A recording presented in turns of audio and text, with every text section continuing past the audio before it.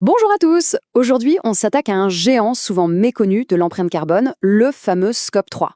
Et la bonne nouvelle, c'est qu'il existe une méthode intelligente pour le maîtriser sans se noyer dans les calculs. Allez, on plonge. Regardez bien ce chiffre, 90%.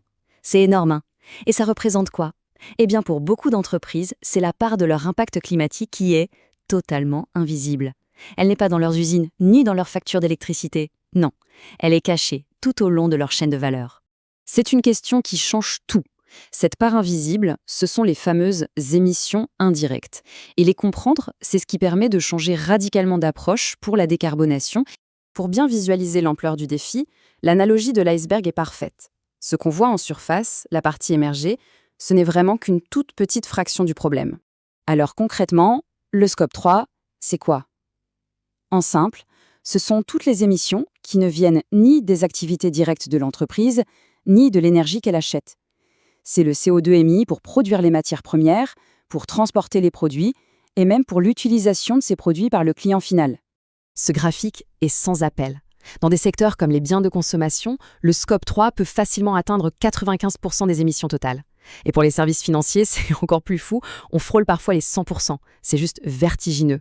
Autant dire qu'ignorer le Scope 3, c'est passer à côté de l'essentiel de son impact. Faisons un point très rapide pour être sûr qu'on est tous sur la même longueur d'onde.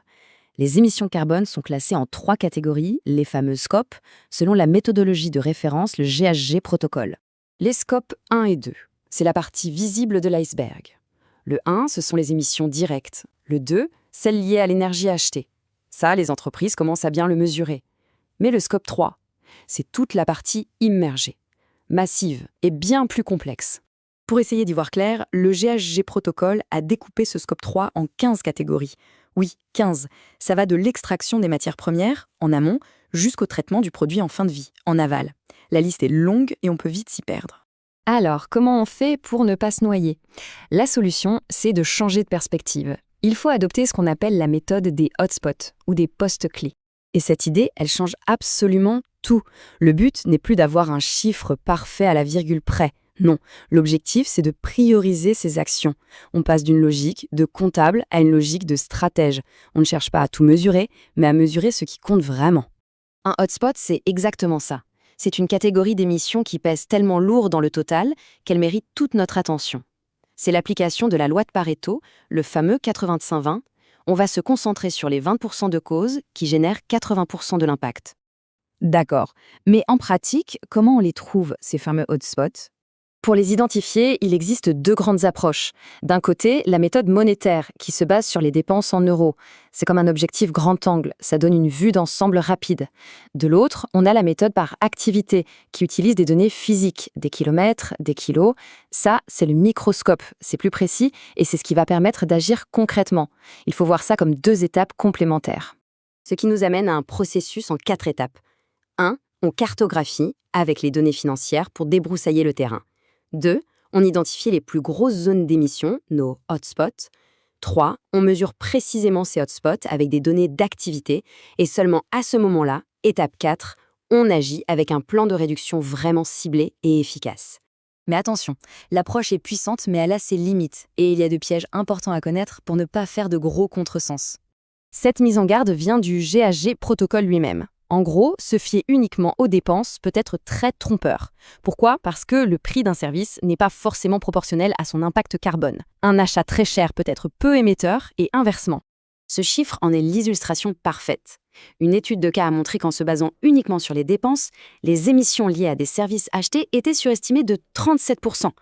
La marge d'erreur est considérable et peut complètement fausser la stratégie de réduction. Pour résumer, la méthode monétaire est un excellent point de départ, mais elle ne suffit pas pour agir. Elle se base sur des moyennes de secteur, pas sur la performance réelle de vos fournisseurs. Elle est sensible à l'inflation. Et surtout, elle masque les vrais leviers d'action. Choisir un fournisseur moins cher, par exemple, ne garantit absolument pas une réduction des émissions. Et c'est là qu'on change de perspective. Bien mener l'analyse du Scope 3 n'est plus une contrainte réglementaire, mais devient une véritable opportunité stratégique.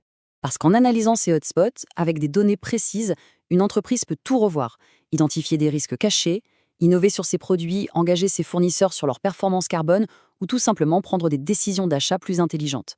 C'est un formidable levier pour bâtir un modèle d'affaires plus résilient. C'est ça le message clé à retenir. Passer des estimations monétaires aux données d'activité, c'est passer du simple reporting à l'action réelle. Et c'est là que la vraie décarbonation peut enfin commencer. Et pour finir, je vous laisse avec cette question. Dans votre secteur, que ce soit l'agroalimentaire, la tech ou la construction, quel est le plus grand hotspot caché? La réponse est souvent surprenante et toujours riche d'enseignements.